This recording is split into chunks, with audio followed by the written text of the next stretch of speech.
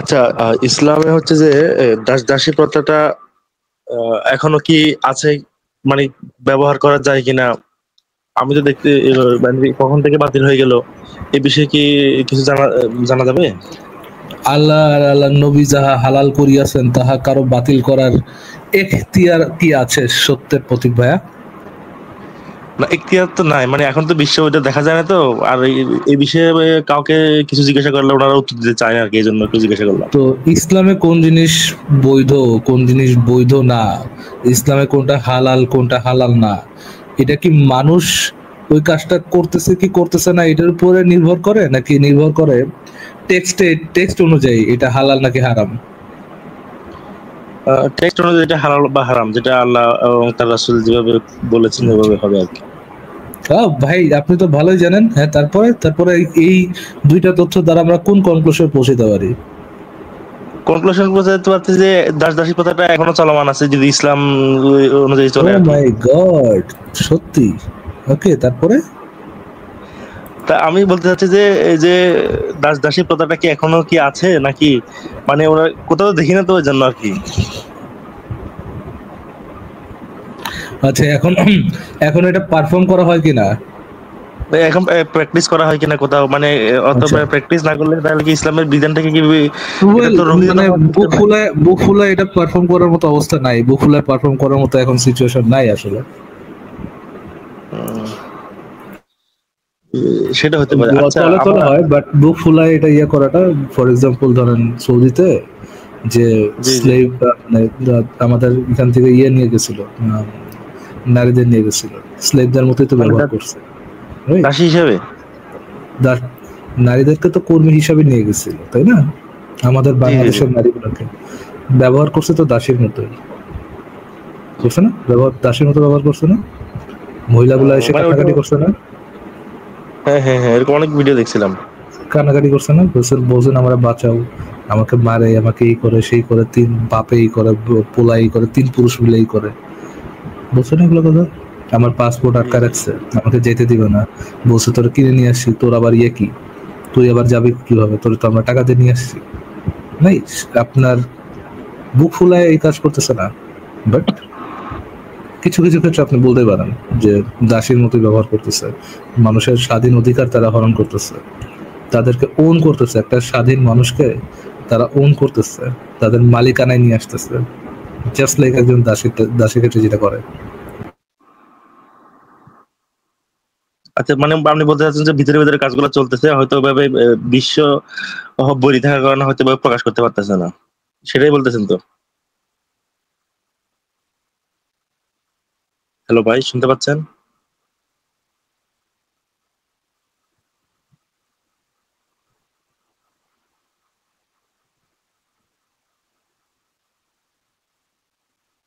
Hello ভাই, শুনতে পাচ্ছেন? আমার এখানে মিউট দেখাচ্ছে আর কি।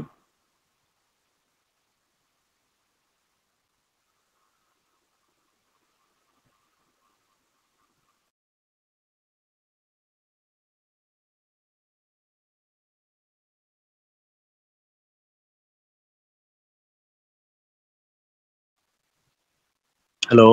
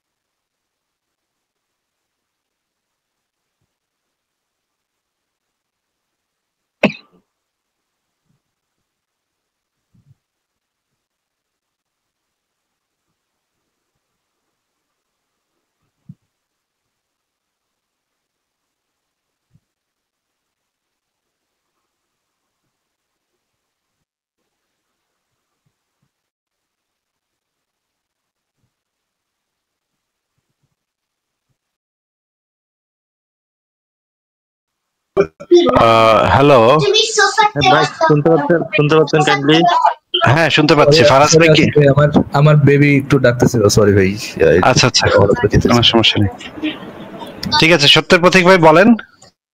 জি জি, আসিফ ভাই, আপনার কাছে একটা কোশ্চেন হচ্ছে যে আহ, আল্লাহ, আমি মানে আমার আসলে অনেক একটা বিষয়ে অনেক সংশয় ছিল, আমি অনেকজনকে কোশ্চেন করছি, কিন্তু তারা বলছিল যে যে আচ্ছা, তারা একটা জবাব দিয়েছিল, আমি বলি হচ্ছে যে আমাদের পৃথিবীতে বিভিন্ন টাইম জোন, যে আল্লাহ বলছে যে যখন আহ সকাল মানে সুবে সাদিকের আগে যে টাইমটা থাকে, ওই তাহাজ্জুদের টাইমে আল্লাহ নাকি প্রথম আসমানে নেমে আসেন।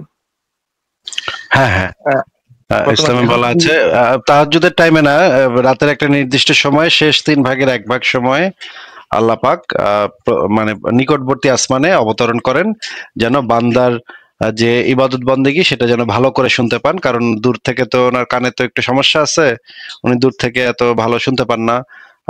তখন একটু ভালোভাবে শোনার জন্য আর একটু কাছে আসেন, যেন একটু কাছে আসলে ভালোভাবে যেন শোনা যায়। হ্যাঁ বলেন। আচ্ছা, তো আমাদের বিভিন্ন টাইম জোনের কারণে দেখা যায় কি, এই যে আল্লাহ নামছে এমন তো হতে পারে উনি উঠতেই পারবে না, কারণ বিভিন্ন টাইম জোনের কারণে টাইমটা চেঞ্জ হয়, নির্দিষ্ট টাইমটা চেঞ্জ হতে থাকবে।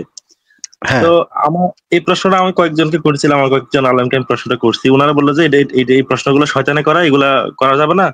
তো ওনারা এটা উত্তর দিল যে এই যে আল্লাহ প্রথম আসমান আসা মানে উনার রহমত নাজিল হচ্ছে, উনি আসলে আরশে আযমের উপর আছে, প্রথম আসমান আসা মানে উনার রহমতটা নিকটবর্তী হওয়া। এখন আমার প্রশ্ন হচ্ছে যে এই কথা কি সঠিক, নাকি আল্লাহ যে প্রথম আসমানে আসছে এরকম এটাই সঠিক, কোনটা? আমি আসলে একটু রেফারেন্স চাচ্ছি আর কি। আচ্ছা ঠিক আছে, আমরা তাহলে একটু বের করি রেফারেন্স গুলা, আল্লাহ পাক যে নিকটবর্তী আসমানে অবতরণ করেন কিনা সেটা আমরা একটু বের করি, দেখি যে সেখানে কি বলা আছে। তাহলে তো আল্লাহ পাক তো বলতো রহমত, রহমত নিকটবর্তী আসমানে আসে, আর রহমতেরও তো আসলে নিকটবর্তী আসমানে নাই, মা শোনার দরকার নেই।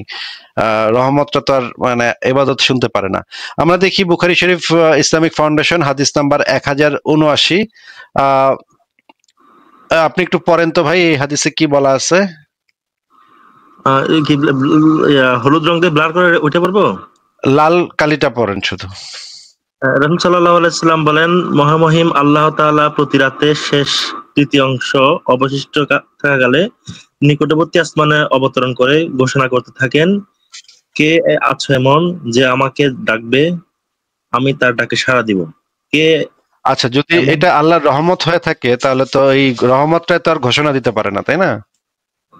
আচ্ছা আচ্ছা, হ্যাঁ, এটা তো ঘোষণা দিতে পারেন। রহমত আবার ঘোষণা দেয় কেমনে? আল্লাহর যদি রহমতটা শুধু নামে, আল্লাহ না নামে, তাহলে তো এটা হইতে পারে না। এবং এইটাও বলে যে কে আছো এমন যে আমার কাছে ক্ষমা চাইবে, ক্ষমা দিবে।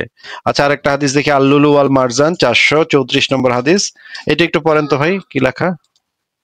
আল্লাহ রাসূল সাল্লাল্লাহু আলাইহি সাল্লাম বলেছেন, মহামহিম আল্লাহ তাআলা প্রতি রাতের শেষ তৃতীয়াংশে অবশিষ্ট থাকাকালে পৃথিবীর নিকটবর্তী আসমানে অবতরণ করে ঘোষণা করতে করতে থাকেন, কে আছো এমন যে আমাকে ডাকবে। আচ্ছা, আমি এখানে খুবই স্পষ্ট ভাবে বলা আছে জিনিসটা, এখানে কোনো মানে লুকোছাপার কিছু নাই। এবং এই এই হাদিসটার ভিতরে তিরমিজি শরীফ ইসলামিক ফাউন্ডেশন 446, প্রত্যেক রাতেই আল্লাহ তাআলা দুনিয়ার আকাশে নেমে আসেন। এখানে কি লেখা ভাই, একটু পড়েন তো। আল্লাহই তো নেমে আসে নাকি? রাতের এক তৃতীয়াংশে অতিক্রান্ত হলে প্রত্যেক রাতে আল্লাহ তাআলা দুনিয়ার আকাশে নেমে আসেন এবং বলেন, আমি রাজা রাজিরাক, যে আমি ডাকে আমি সাড়া দিব, হচ্ছে এগুলোই লিখলো আর কি। আচ্ছা, এবং এবং ফজরের আলো উদ্ভাসিত না হওয়া পর্যন্ত এভাবেই চলতে থাকে, মানে ওইখানে আল্লাহ বসেই থাকে, এবং ফজরের নামাজ আলোটা উদ্ভাসিত না হওয়া পর্যন্ত এইভাবে আল্লাহ বলতে থাকে, তাই না? জি জি জি জি। আচ্ছা ঠিক আছে, আরো দেখি আমরা মিশকাত শরীফের হাদিস 1223 নম্বর হাদিস, এখানে একই কথা বলা। প্রতি রাতে শেষ তৃতীয়াংশে আমাদের মর্যাদাবান বারাকাতপূর্ণ রব দুনিয়ার আকাশে নেমে আসেন এবং বলেন, ইত্যাদি ইত্যাদি ইত্যাদি। বুখারী মুসলিমে আছে এই হাদিস। আল আদাবুল মুফরাত এটাতেও আছে, 758 নম্বর হাদিস। রাসূলুল্লাহ বলেছেন, আমাদের বরকতময় মহামহিম প্রভু রাতের শেষ তৃতীয়াংশ অবশিষ্ট থাকতে প্রতি রাতে নিকটবর্তী আসমানে অবতরণ করে ঘোষণা করেন। আচ্ছা, এটা বুখারী মুসলিম দারিমিতে আছে। এবার আমরা শায়েখ সালেহ আল উসাইমিন, যিনি গত শতাব্দীর সবচাইতে বিখ্যাত ইসলামিক পণ্ডিত ছিলেন, সৌদি আরবের মানে শীর্ষ পণ্ডিতদের ভিতরে একজন, এবং ওনার একটা গ্রন্থ আছে ফতোয়ায়ে আরাকানুল ইসলাম। এই গ্রন্থ থেকে দেখি, এই গ্রন্থে তিনি আকীদার বর্ণনা করেছেন। এই যে দেখেন এখানে লেখা, শেষ রাতে আল্লাহ দুনিয়ার আকাশে নেমে আসেন, এই কথার ব্যাখ্যা একটু পড়েন তো ভাই, কি লেখা। একটু লেখাটা একটু বড় করা যাবে, ক্যান্ডি? জি জি এটা দেখতে থেকে তো পাচ্ছি করা যাবে না। এখানে লেখা আমরা জানি যে রাত ভূপৃষ্ঠের উপরে ঘূর্ণায়মান, আর আল্লাহ রাতের 3 ভাগের 1 ভাগ অবশিষ্ট থাকাতে দুনিয়ার আকাশে নেমে আসেন। এই হিসেবে আল্লাহ তাআলা রাতভর দুনিয়ার আকাশেই থাকেন। এর উত্তর কি? আল্লাহ তাআলা কোরআন মাজিদে সমস্ত গুণান্বিত করেছেন এবং সমস্ত নামে নিজে নামকরণ করেছেন, তার উপর ওয়াজিব। আচ্ছা ওয়াজিব, এগুলো বিশেষ করে ওয়াজিব এমনি ভাবে রাসূল সাল্লাল্লাহু আলাইহি ওয়াসাল্লাম। হ্যাঁ বুঝতে পারছি। আচ্ছা, আল্লাহ নিজেকে যে সমস্ত গুণে গুণান্বিত, যে সমস্ত নামে নামকরণ করেছেন, সেগুলোর উপর ঈমান আনয়ন করা আমাদের উপর ওয়াজিব। যেভাবে বলা আছে সেইভাবে বিশ্বাস করাটা আপনার উপর ওয়াজিব। নিচে বলা আছে দেখেন, এখানে বলা হচ্ছে উত্তরে আমরা বলবো যে এই অংশটুকু পড়েন তাহলে। উত্তরে আমার বলা আছে যে এই প্রশ্নটি কোনো সাহাবী করেননি। যদি প্রশ্নটি কোনো মুসলমানদের অন্তরে যাওয়ার সম্ভাবনা থাকতো তাহলে আল্লাহ এবং তার রাসূল অবশ্যই তা বর্ণনা করতেন। আমরা বলবো পৃথিবীর কোন অংশে যতক্ষণ রাতের 1/3 থাকবে ততক্ষণ সেখানে আল্লাহ তাআলার অবতরণের বিষয়টি নিশ্চিতভাবে বাস্তবায়িত হবে। রাত শেষ হয়ে গেলে তা শেষ হয়ে যাবে। তবে আল্লাহ তাআলা অবতরণের ধরন আমরা জানি না, তার সঠিক জ্ঞানও আমাদের কাছে নেই। আর আমরা জানি আল্লাহর মতো আর কেউ নেই। আমাদের উচিত হবে আল্লাহর কিতাবের সামনে আত্মসমর্পণ করা এবং এই কথা বলা যে আমরা শুনলাম এবং ঈমান আনয়ন করলাম ও অনুসরণ করলাম, এটাই আমাদের করণীয়। আচ্ছা, তাহলে আপনার করণীয় কি ভাই? শায়েখ সালেহ আল উসাইমিন কি বলেছেন, আপনার কি করণীয়? আমার করণীয় আমি অন্ধভাবে সব বিশ্বাস করতে হবে, আমার কোনো প্রশ্ন করা যাবে না। ইয়েস, বলদের মতো আপনি অন্ধভাবে এটা বিশ্বাস করে নেবেন। এটা নিয়ে বেশি খোঁচাখুচি করবেন না, খোঁচাখুচি করতে গেলে প্রবলেম। আচ্ছা, আমরা দেখি বাংলাদেশের অত্যন্ত বিখ্যাত একজন আলেম আছেন মঞ্জুর ইলাহি, ওনার বক্তব্য শুনি। প্রশ্ন মধ্যরাতে না সরি, এটা হচ্ছে কয়েকজন আলেমের একসাথে বক্তব্য। প্রথমে মতিউর রহমান মাদানী আসবে, তারপর বোধহয় মঞ্জুর ইলাহি আসবে। আমরা শুনি তাদের মুখে কি বলে। আল্লাহ যখন প্রথম আকাশে আসেন তখন কি আরশ নিয়ে আসেন নাকি আরশ থেকে নেমে আসেন? এগুলো হচ্ছে বিদাতি প্রশ্ন। আগে বলেছি এই প্রশ্নগুলি আমার মনে হয় না পড়ে ভালো, তবে সতর্ক করার জন্য পড়ে দেওয়া ভালো। আল্লাহ পাক রব্বুল আলামিন প্রথম আসমানে আসেন শেষ রাতের 3 ভাগ করে শেষ 3টি অংশে আল্লাহ পাক রব্বুল আলামিন অবতরণ ইয়ানজিলু রাব্বানা তাবারাকা ওয়া তাআলা কুল্লা লাইলাতিন ইলা সামাই দুনিয়া হিনা ইয়াবকা সুলুসুল লাইল। আল্লাহ পাক আসেন, কেমন করে আসেন? এটি হচ্ছে বিদাতীদের প্রশ্ন এবং এই মর্মে ইমাম মালিক রাহমাতুল্লাহ আলাইহির কথা উল্লেখ করে দেওয়া যথেষ্ট। 4 জন প্রখ্যাত ইমাম মালিক রাহমাতুল্লাহ আলাইহির উক্তি হচ্ছে আল ইস্তিওয়া মালুমুন, আল্লাহ আরশের সমাসীন যে আমাদের জানা। এরকম আল্লাহ পাক রব্বুল আলামিনের অবতরণ মালুম জানা, আল্লাহ শেষ রাতে আসেন এটা আমাদের জানা। আসেন ওয়াল কাইফু মাজহুলুন, এর আসার ধরন, আল্লাহ পাকের যেমন আরশের সমাসীন হওয়ার ধরন অজানা, মাজহুল মানে জানা নাই, কেউ জানে না, জানানো হয়নি আমাদেরকে। তেমনি আল্লাহ পাকের অবতরণ, আল্লাহ পাক প্রথম আসমানে আসেন এটা আমাদের অজানা, জানাননি আল্লাহ পাক রব্বুল আলামিন। সেই জানাতে যদি কল্যাণ থাকতো অবশ্যই জানাতেন, সেই জানা যদি প্রয়োজন থাকতো অবশ্যই জানাতেন। আল্লাহ পাক যার প্রয়োজন রয়েছে আমাদের দুনিয়া আখিরাতের কল্যাণের জন্য তাই জানিয়েছেন, আর যাতে কোনো মঙ্গল নেই, কল্যাণ নেই তা জানাননি। এই ঈমান আমাদের থাকতে হবে। ওয়াসসাওয়ালু আনহু বিদআতুন, এই সম্পর্কে জিজ্ঞাসা করা, ধরন সম্পর্কে, আল্লাহ কেমন করে নেমে আসেন, আল্লাহ কেমন করে আরশে আছেন, আল্লাহর হাত কেমন, আল্লাহর চক্ষু কেমন, এটি হচ্ছে বিদআতি রাস্তা। যে বিদআত কুফরি রাস্তা খুলে, বিদআতের রাস্তা প্রথম খুলে তারপর রাস্তা বড় হয়, তখন কুফরি রাস্তা খুলে শয়তান এভাবে জাহান্নামে নিয়ে যাবে। সওয়ালু আনহু বিদআতুন, জিজ্ঞাসা করা এই সম্পর্কে বিদআতের তরিকা, সাহাবায়ে কেরামদের তরিকা নয়। এজন্য বিদআতি রাস্তা যে সাহাবায়ে কেরামদের সামনে আয়াতগুলি নাযিল হয়েছে, নবী করিম সাল্লাল্লাহু আলাইহি ওয়াসাল্লাম এই হাদিসগুলি পড়ে শুনিয়েছেন, সাহাবারা জিজ্ঞাসা করেন যে আল্লাহ কেমন ভাবে নামেন, আরশ সহ নামেন, এমনি নামেন, কেমন নামেন, জিজ্ঞাসা করেন। আপনি কেমন মুসলমান যে সাহাবায়ে কেরামের তরিকায় আপনি চলতে রাজি নন? ফাইন আমানু বিমিসলি মা আমানতুম বিহি, আল্লাহ পাক বলেছেন সূরা বাকারা যে তারা যদি ঈমান নিয়ে আসে যেমন তোমরা ঈমান নিয়ে এসেছো সাহাবায়ে কেরাম, তাহলে সাহাবায়ে কেরামদের মতো যদি ঈমান হয় ফাকাদে তারা তাহলে হিদায়াত পাবে, আর না হলে গুমরাহের অনেক রাস্তা খুলেছে, 73 ফিরকা হয়েছে, ওই সব ফিরকাতে ভর্তি হবে। যদি জামাতে থাকতে হয় নবী সাল্লাল্লাহু আলাইহি ওয়াসাল্লামের সাহাবায়ে কেরামের জামাতে, তাহলে সাহাবায়ে কেরামের আদর্শে চলতে হবে। আর ওয়া ইনকারু কুফরুন, অস্বীকার করা আল্লাহর অবতরণ হয় না বা আল্লাহ আরশ নাই সর্বস্তরে বিরাজমান, সবকিছুতে বিরাজমান, এটি হচ্ছে কুফর। কে বলেছেন? ইমাম মালিক রাহমাতুল্লাহ বলেছেন। জিজ্ঞাসা করা এটা সেটা জিজ্ঞাসা করা হচ্ছে বিদাতি রাস্তা, আর অস্বীকার করা হচ্ছে কুফরি। বিকৃত করা, অর্থ বিকৃত, অন্য অর্থ নেওয়া, দূরের অর্থ নেওয়া, কাছের অর্থ বাদ দিয়ে, আরবির স্পষ্ট অর্থ বাদ দিয়ে, সেটি হচ্ছে বিদাতের রাস্তা, গুমরাহির রাস্তা। অঞ্চলে যখন রাত্রির শেষ তৃতীয়াংশ হয় তখন পৃথিবীর অনেক দেশে ওই সময় দিন হয়। তবে কি আল্লাহ তাআলা সব সময় প্রথম আসমানেই থাকে? যেহেতু প্রথম আসমান একটাই। সুন্দর প্রশ্ন ভাইরা আমার। আল্লাহ রাব্বুল আলামিনকে আমাদের নিজেদের সাথে তুলনা করলে হবে না। আল্লাহকে আমাদের সাথে তুলনা করলে আপনি এক জায়গায় গেলে আরেক জায়গায় যাইতে পারেন না। আল্লাহকে আপনি সেটা মনে করছেন? আল্লাহ তো হাকিমুল হাকিমিন, আমরা তো সৃষ্টি, তিনি তো স্রষ্টা। আমাদের এখানে যখন ভোর রাত, পৃথিবীর অনেক দেশে, সৌদি আরবে তখন অন্য সময় হতে পারে, পারে কি পারে না? আমেরিকাতে তখন দিনের বেলা হতে পারে, সৌদি আরবে তখন দিনের বেলা হতে পারে। যেখানে যখন ভোর রাত হবে আল্লাহ রাব্বুল আলামিনের ওই জায়গার মানুষের আকাশে নেমে আসাটা হবে, আল্লাহ তাআলা একই সঙ্গে অনেকগুলো অবস্থা তার হতে পারে, হাজার লাখ কোটি অগণিত অবস্থা হতে পারে, কারণ তিনি আল্লাহ আমাদের মতো না, লাইসা কামিথলিহি শাই, তার মতো আর কেউ না, তিনি আর কারোর মতো না, ওয়ালাম ইয়াকুল লাহু কুফুয়ান আহাদ, তার সমকক্ষ, তার সমতুল্য, তার দৃষ্টান্ত আর কেউ। অতএব আপনি আমি যেটা পারি না তিনি সেটা পারেন।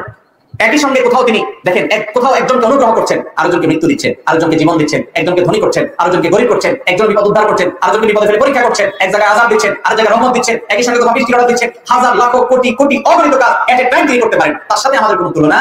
আমরা যারা এই প্রশ্ন করি আমরা আল্লাহকে আমাদের মতো মনে করে চিন্তা করি। আমি যখন দিনাজপুর থাকি তখন আমি ঢাকায় থাকি না, যখন ঢাকায় থাকি তখন তার দিনাজপুর থাকি না, তো আল্লাহ যখন এখানে আসমানে আসে তখন আবার সৌদি আরব আসমানে কি হয়, সারাদিন নিশ্চয় আল্লাহ নাম নামই করে নাকি।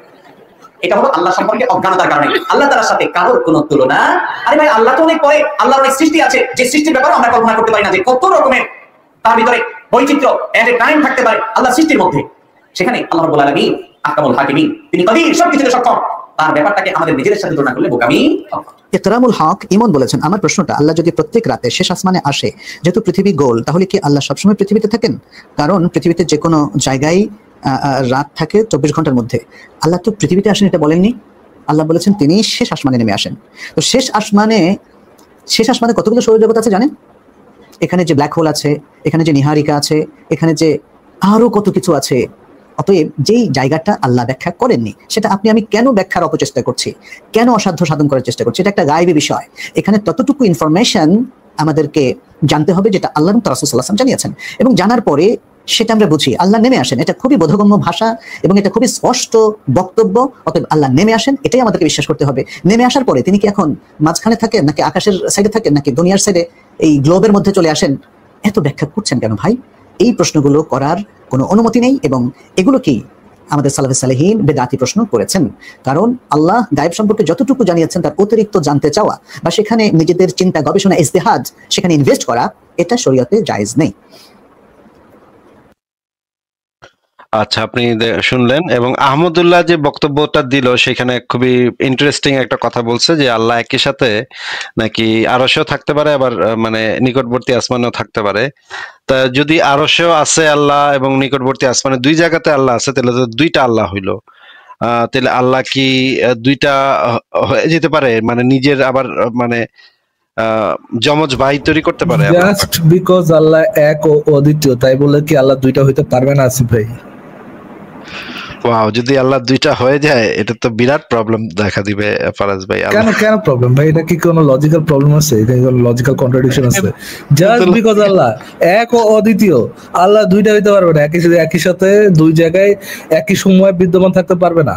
এবং যদি মানে এটা ধরেন আল্লাহ এক ও অদ্বিতীয় এবং আল্লাহ একই সাথে একই সময় দুই জায়গায় বিদ্যমান থাকতে পারে, কোথায় কন্ট্রাডিকশন ভাই? এখানে তো কোনো লজিক্যাল কন্ট্রাডিকশন নেই। ওয়াও, আপনি বলতে যাচ্ছেন আল্লাহ এক এবং অদ্বিতীয়, আল্লাহর কোনো শরীক নাই, একই সাথে আল্লাহ আরশেও থাকতে পারে, আবার আল্লাহ একই সাথে একই সময় দুই জায়গায় বিদ্যমান থাকতে পারে। ওয়াও ওয়াও ভাই, ওয়াও। কোথায় লজিক্যাল কন্ট্রাডিকশন কোথায় আসিফ ভাই? এটা কি মেটাফিজিক্যালি রং?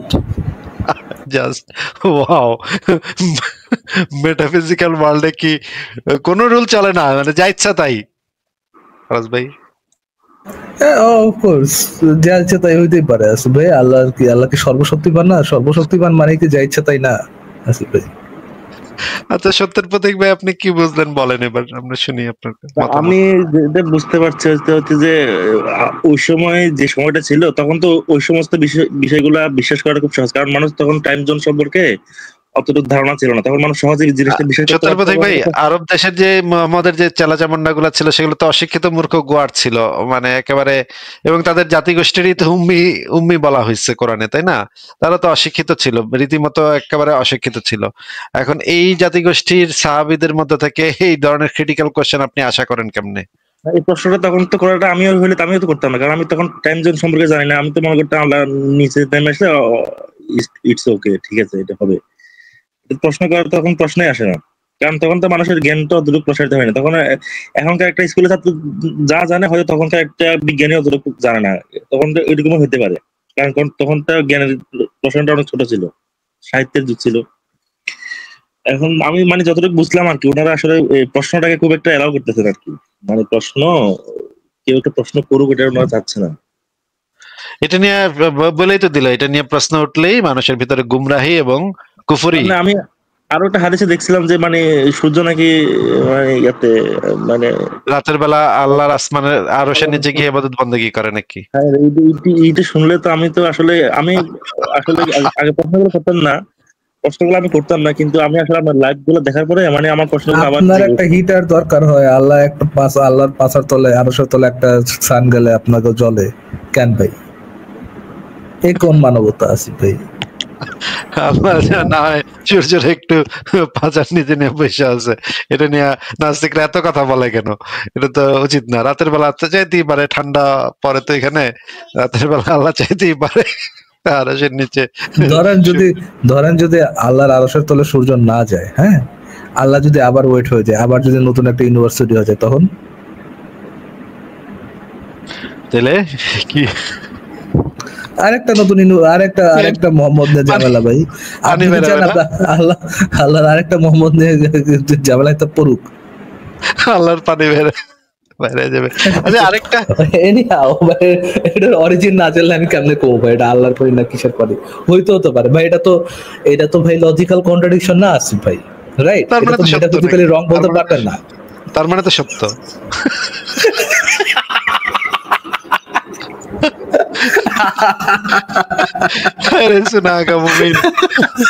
আপনার বাপ ডাইকা ফাইনালি কি দেখছো নাকি আসিফ ভাই? না, এখনো দেখা হয়নি, একটুখানি দেখছি, একটুখানি শুনতে ভাই, অল্প একটু, কিন্তু পুরোটা মজা নিয়ে শুনতে হবে, আমার টাইম দরকার এটা শুনতে, বুঝছেন? আমরা আরেকটা জিনিস একটু দেখি, এখানে আরেকটা মজার ব্যাপার আছে যে সত্যের প্রতীক ভাই, আপনি কি জানেন যে কাবার একেবারে সরাসরি ঠিক উপরে ষষ্ঠ বা সপ্তম আসমানে একটা মসজিদ আছে, সেটার নাম হইতেছে বায়তুল মামুর। সেখানে হাজার হাজার ফেরেশতা প্রতিদিন নামাজ পড়তে ঢুকে এবং হাজার হাজার ফেরেশতা বাইরে যায়, এবং এটা আছে কাবা শরীফের একদম সরাসরি একদম উপরে, 7 আসমানের উপরে। জি জি, ঠিক উপরে একেবারে একদম ঠিক উপরে। এখন আমরা দেখি তো এই লেখাটা একটু দেখি তো, দেখেন এখানে বিরাট একটা প্রবলেম আছে। আচ্ছা, আগে একটু ভিডিওটা দেখে নেই কি বলে, শুনেন। বাইতুল্লাহ যেটা মক্কাতে মসজিদুল হারাম, এই মসজিদুল হারাম কাবা ঘরের ঠিক বরাবর উপরে একেবারে সপ্ত আকাশের ঊর্ধ্বে বাইতুল মামুর নামক এই মসজিদ সেখানে স্থাপিত আছে। এই মসজিদুল হারাম কাবা ঘরের ঠিক বরাবর উপরে একেবারে সপ্ত আকাশের ঊর্ধ্বে বাইতুল মামুর নামক এই মসজিদ সেখানে স্থাপিত আছে।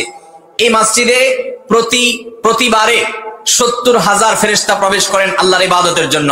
যারা একবার ঢুকেন তারা ইবাদত করে বের হওয়ার পর আর তারা ঢুকেন না, নতুন 70,000 ঢুকে। আল্লাহ তাআলার ফেরেশতা কত অগণিত, তাদের সংখ্যা কত বেশি সেটা একমাত্র আল্লাহ ভালো জানেন। এখান থেকে কিছুটা আঁচ এবং অনুমান করা যায়। সেই বাইতুল মামুরে নবী করিম সাল্লাল্লাহু আলাইহি সাল্লামকে আল্লাহ তাআলা যাওয়ার এবং সেখানে উপস্থিত হওয়ার সুযোগ দিয়েছেন মেরাজের মাধ্যমে। আচ্ছা, আমরা দেখলাম মানে কাবা শরীফের ঠিক উপরে, একদম ঠিক উপরে। এটা তাফসিরে জাকারিয়াতেও বলা আছে, দেখেন এই যে আকাশস্থিত ফেরেশতাদের কাবাকে বায়তুল মামুর বলা হয়। এটা দুনিয়ার কাবার ঠিক উপরে অবস্থিত। দেখলেন আপনি, আমরা তাফসিরে মাঝারিতে দেখি, সেখানে এই জিনিসটা বলা আছে। বায়তুল মামুর হচ্ছে কাবা শরীফের সোজা উপরে সপ্তম আকাশে অবস্থিত মসজিদ। তাফসির ইবনে কাসিরে এটা বলা আছে, দেখেন কাবা শরীফের বরাবর উপরে আকাশে অবস্থিত সূরা নামক একটি ঘর। তারপরে এখানে এই যে নিচে আরো বলা আছে যে কাতাদা বলেন, বায়তুল মামুর কাবার ঠিক বরাবর আকাশে অবস্থিত একটি মসজিদ। আরো যদি আপনি দেখেন, এখন আপনি একটু বলেন তো যে পৃথিবী তো ঘুরতেছে, তাইলে কাবার ঠিক উপরে হওয়া কিভাবে সম্ভব? এই যে মনে করেন সৌদি আরব তো এইখানে, তাই না? তাহলে পৃথিবী তো ঘুরতেছে, তাইলে তো পুরা আসমান সবকিছু তো একসাথে ঘুরন লাগবো, না ঘুরলে তো এই জিনিসটা হবে না, সরাসরি ঠিক উপরে থাকবে না। যেমন ধরেন যদি এই ভিডিওটা দেখি, দেখেন এই যে কেন্দ্রটা কিন্তু সরে যাচ্ছে, তাই না? দেখতে পাচ্ছেন ইয়া ভাই, সত্যের প্রতীক ভাই, কেন্দ্রটা সরে যাচ্ছে, দেখতে পাচ্ছেন? জি জি, আমি দেখতে পাচ্ছি। পৃথিবী যদি এভাবে ঘূর্ণায়মান হয় তাহলে তো এইটার উপরে যদি কোনো কিছু থাকে, এটা তো ঘুরে যাচ্ছে, জিনিসটা তো ঘুরে যাচ্ছে। আবার যদি আমরা এই ভিডিওটা দেখি, এই ভিডিওগুলো আমি এআই দিয়ে বানাইছি, দেখেন এই যে কেন্দ্রটা সরে যাচ্ছে, কেন্দ্রটা প্রতিনিয়ত, এটা যদি এইদিকে আমরা দেখি, মানে এইখানে যদি বায়তুল মামুর মসজিদটা থাকে, তাহলে এই কেন্দ্রটা কিন্তু মানে প্রতি সেকেন্ডে সরে যাচ্ছে। আমরা যদি এই ভিডিওটা দেখি, দেখেন এটার ভিতরে, দেখেন বায়তুল মামুর যদি এখানে থাকে তাহলে কিন্তু এটা প্রতিনিয়ত কিন্তু কেন্দ্রটা সরে যাচ্ছে। এটা কিন্তু আসলে যৌক্তিকভাবে সম্ভবই না একেবারে। যদি এই ভিডিওটা দেখেন সরে যাচ্ছে। হ্যাঁ, এখন এই জিনিসটা কোত্থেকে দিলে আসলো? প্রাচীন কালের যে মানে আর্থ মডেল ছিল, ফ্ল্যাট আর্থ মডেল ছিল, টলেমির যে ফ্ল্যাট আর্থ মডেল ছিল, সেইখান থেকে আসলে এই জিনিসটা আসছে। এই জায়গায় কাবার একেবারে ঠিক উপরে হচ্ছে গিয়ে ওই মসজিদটা আছে, এটা আসছে একদম এইখান থেকে। দেখেন, যদি আমরা একটা ইয়া করি যে এইখানে ধরেন এই যে এখানে ইয়াটা আছে, কাবা আছে, কাবার ঠিক উপরে বায়তুল মামুর, তার উপরে আরশ। হ্যাঁ, এটা শুধুমাত্র সম্ভব হচ্ছে ফ্ল্যাট আর্থে সম্ভব। এটা রাউন্ড আর্থে কখনো এই ধরনের কনসেপ্ট পসিবল না, এটা একেবারেই অযৌক্তিক। মুহাম্মদ যে ফ্ল্যাট আর্থার ছিল, ফ্ল্যাট আর্থ এটাকে সাপোর্ট করতো, এটার একটা বাস্তব প্রমাণ যে এই কথাগুলো বলে গেছে, ইসলামে এই কথাগুলো বলা আছে। তো এই লেখাটা আপনি পড়ে নিতে পারেন, এইটার ভিতরে আরো অনেকগুলো লেখা আছে এই টাইপের জিনিস নিয়ে, আপনি সেগুলো পড়ে দেখতে পারেন। তাহলে সত্যের প্রতীক ভাই, আপনার কি আর কোনো প্রশ্ন আছে? জি, একটা প্রশ্ন আছে যে আমরা তো জানি যে ইসলামের দাসী প্রথা এখনো বাতিল হয় না, এটা এখনো চলমান আছে। এখন কেউ যদি কাউকে দাসী বানাতে চায়, সেক্ষেত্রে তার কি করতে হবে? জিহাদ করতে হবে। জিহাদ করে কয়েক পদ্ধতি আছে। একটা হচ্ছে গিফটের মাধ্যমে পাইতে পারে, কেউ কাউকে গিফট করলে তখন সে পাইতে পারে। মনে করেন আপনার কোনো এক দোস্ত বন্ধু আপনাকে যদি গিফট পাঠায়, তখন আপনি নিতে পারবেন। আর হচ্ছে গিয়ে বাজার থেকে কিনে আনতে পারবেন, যেখানে দাস বাজার আছে, যেমন আইসিস একটা দাস বাজার খুলছিল সিরিয়াতে। সেখানে গিয়ে যদি আপনি $100, ওরা বিক্রিও করছিল, ওরা অনলাইনে $100, $150, $120, আবার দামাদামিও আপনি করতে পারেন। এই দামে তারা খ্রিস্টান মেয়েদেরকে, বাচ্চা মেয়েদেরকে বিক্রি করছিল দাস হিসেবে, এবং যত ছোট বয়স তত দাম বেশি। একদম 6-7 বছরের বালিকা মেয়েদের দাম ছিল $500 বা $800 এরকম। আর একটু যদি বয়স্ক বুড়া মহিলা হয় তাহলে তাদের দাম ছিল খুব কম, $60-70 ভিতরে আপনি বুড়া মহিলাকে কিনতে পারতেন। ওই আইসিসের ওই জায়গায় গেলে আপনি হয়তো দাস কিনে আনতে পারতেন। এটা হচ্ছে দ্বিতীয় পদ্ধতি, কেনা। আরেকটা পদ্ধতি হচ্ছে জিহাদের মাধ্যমে দাস। তো আপনার গাজওয়াতুল হিন্দ করতে হবে বা জিহাদ করতে হবে, সেখানে গিয়ে আপনি দাস বানাতে পারবেন। তবে সেটা খলিফা যদি আপনাকে দেয়, খলিফা ডিস্ট্রিবিউশন করে, তখন আপনি পাইবেন আর কি। জি, বুঝতে পারছি। আর একটা আমার কমেন্ট ছিল হচ্ছে যে আপনার যে আলিয়া মাদ্রাসা যেগুলো আছে বাংলাদেশে, এগুলো বিষয়ে আমাদের কথা বলা উচিত। কারণ হচ্ছে যে বিভিন্ন বিশ্ববিদ্যালয়ে দেখা যায় কি আপনার অল্প নাম্বার পেয়ে কিন্তু আলিয়া মাদ্রাসা হয় কি, ওরা আপনার বিগত কয়েকটা কোয়েশ্চেন দেখলে হয় কি আপনি সবগুলো কমন পেয়ে যাবেন একেবারে সব। দেখা যায় ওরা নাম্বার দিকে অ্যাডভান্স থাকে, পর দেখা যায় কি ভালো বিশ্ববিদ্যালয় গুলোতে চান্স পেয়ে যায়। দেখা যায় কি অনেক স্কুল থেকে যারা অনেক মেধাবী ফাইট করে আসে, তারা কিন্তু দেখা যায় কি ওখানে যায় পিছিয়ে যাওয়ার কারণে টিকতে পারে না। দেখা যাচ্ছে কি যে মাদ্রাসা বিশ্ববিদ্যালয়গুলো এখন একটা মানে বড় মাদ্রাসা করে দিচ্ছে। যেমন আপনি দেখেন এই যে ডাকসু নির্বাচন হলে আপনার এই যে ভিভি সাদিক কাইম, আপনার ফাহাদের কিন্তু সবগুলো মাদ্রাসা স্টুডেন্ট। আমি অনেক মাদ্রাসা স্টুডেন্ট দেখছি, ওরা মানে ভালো করে ইংলিশ উচ্চারণ করতে পারে না, কিন্তু আপনার জিপিএ 5 এবং জিপিএ 5 এর কাছাকাছি নাম্বার তুলে ফেলতেছে আর কি। হয় দেখা যায় ওদের সাথে ওই যে একটা নাম্বারে একটা কোটা থাকে, ওই কোটার কারণে হয়তো দেখা যায় কি ওরা বিশ্ববিদ্যালয়গত ভালো চান্স পেয়ে যায়। বুঝতে পেরেছি ভাই, এই জিনিসটা আছে। হ্যাঁ, ঠিকই বলেছেন, আপনার মতের সাথে একমত। এটা নিয়ে আমরা আগেও বহুবার কথাবার্তা বলেছি ভাই, এটা আমাদের আলোচনা হয়ে গেছে এই জিনিসটা নিয়ে। তাহলে সত্যের প্রতীক ভাই, আপনাকে আজকে আমরা বিদায় জানাই। আচ্ছা, লাস্ট একটা কোশ্চেন করি ভাই, আর করবো না। আচ্ছা, বলেন। আচ্ছা, যে আপনার ইসরায়েল ফিলিস্তিন যে সংঘাতে কিছুক্ষণ আগে আলোচনা করেছেন শুনছিলাম। আচ্ছা, ইসরায়েল যে আপনার যে গোলান হাইটটা দখল করলো বা যদি আরো যদি এলাকা দখল করে, ওই বিষয়ে কি আপনারা কি একমত? মানে এটা কি সঠিক হয়? এটা তো ভাই আলোচনা করতে হবে, দীর্ঘ আলোচনা, মানে তর্ক বিতর্ক আছে, এগুলো নিয়ে নানা ধরনের বক্তব্য আছে। এই আলোচনাটা করতে হলে তো একটু সময় লাগবে ভাই, আজকে তো এত সময়টা সম্ভব না। থ্যাংক ইউ ভাই, আপনি অনেক সময় দিয়েছেন আমার সাথে। আসলে আপনি অনেক বড় মাপের একজন মানুষ, আপনার সাথে যে কথা বলতে পারছি আমার আসলে অনেক ভালো লাগতেছে। কারণ বড় মাপের মানুষ না ভাই, আমরা সবাই সাধারণ মানুষ, জ্ঞানী মানুষ। এটা হচ্ছে আমি স্বীকার করতে হবে, জ্ঞানী মানুষ। কারণ আমি যদি একটা মুখের সাথে কথা বলতাম, আমি থেকে শিখতে পারতাম না। হ্যাঁ, আপনার সাথে কথা বলে অনেক কিছু শিখতে পারতেছি, এটা অনেক ভালো লাগতেছে। আর আপনি, ঠিক আছে ভাই, অনেক ধন্যবাদ যুক্ত হওয়ার জন্য। তাহলে ভালো থাকবেন। আচ্ছা থ্যাংক ইউ ভাই, অনেক ধন্যবাদ আপনাকে। ঠিক আছে, আপনাকে বিদায় জানাই।